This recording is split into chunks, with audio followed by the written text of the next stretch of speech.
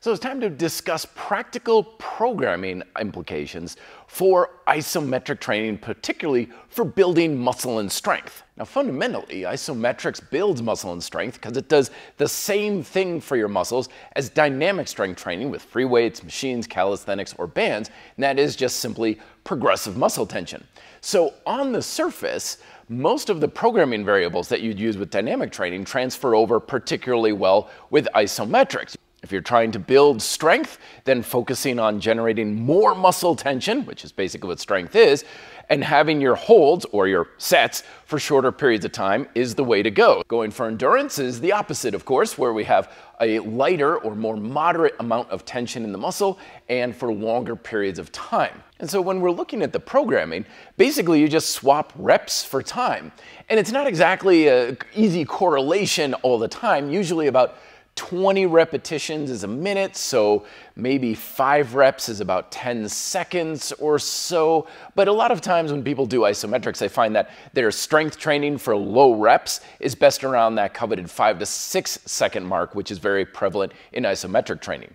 And I personally, when I'm going for more endurance stuff, will go for 30 seconds, 45 seconds. A minute really seems like a lot of overkill, but I know people who've even held isometrics for 2, 3, or even as much as 5 minutes. So kind of play around with it and see what feels best for heavy strength versus endurance loads for you. And then the third consideration for when we're trying to stimulate hypertrophy, we're looking at basically using both time and tension, of course, to bring the muscle to a high degree of fatigue. We're trying to cook the muscle, if you will, which can be a little bit different with isometrics due to a couple of different considerations. You see, isometrics isn't nearly as hard on the body as dynamic training. There's just not nearly as much metabolic waste product, there's not nearly as much muscle damage, and other associated means for fatigue and just general degradation of technique and force output, which in many ways is a very good thing. Because if you want to focus on improving things like strength, which is essentially just a skill, you can get a lot more practice in. So with dynamic training, if you're used to doing 2 or 3 hard work sets, you can probably get 4, 5, 6 work sets with an isometric exercise. You can also probably use a lot more frequency with your training as well. So if you're working a muscle group once or twice a week, you can probably step it up to 3, 4, even maybe 5 times. Hell, I know some people who do isometrics every single day, just as long as you can recover from it. Because ultimately, remember, you don't need to recover from exercise. You just need to recover from fatigue and stress. So if your workouts aren't that fatiguing or stressing, then you don't need that much recovery, and that's certainly the case with isometrics. But I digress, because again, we're looking at causing some of that stress buildup and the fatigue to happen if we're trying to stimulate for hypertrophy.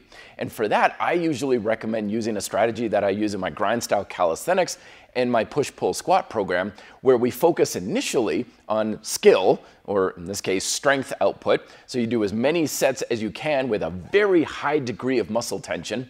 But then once you notice that you're starting to reduce the amount of force you have, then you have your finisher phase.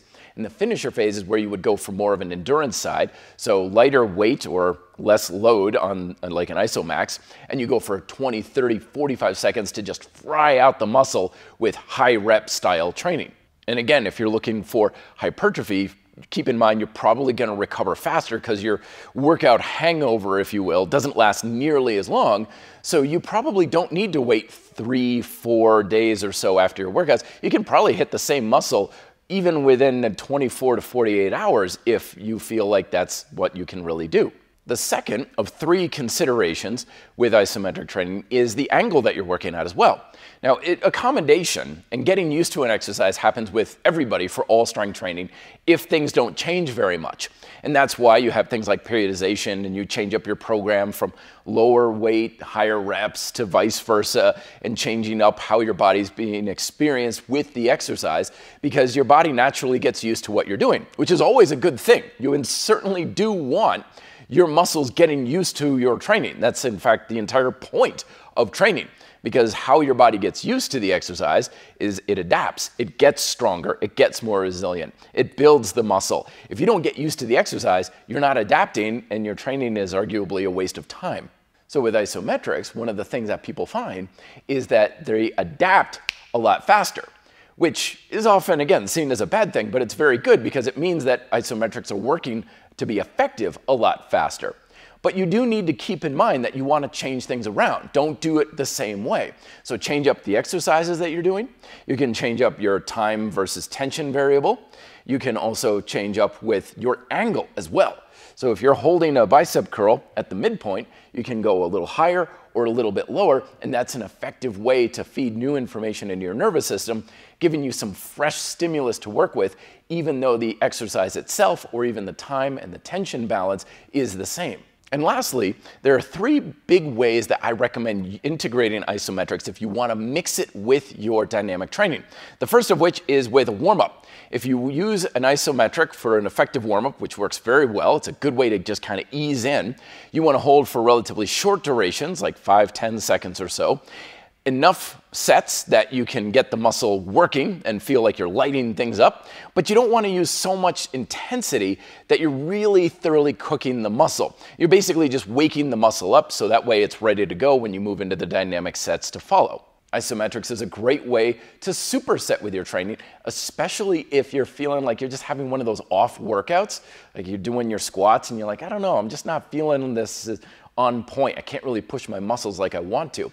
Well, you superset like isometric lunges with your dynamic squats back and forth, and that makes it a lot easier to push your muscles a lot harder, even if mentally or emotionally or whatever is going on isn't quite on point.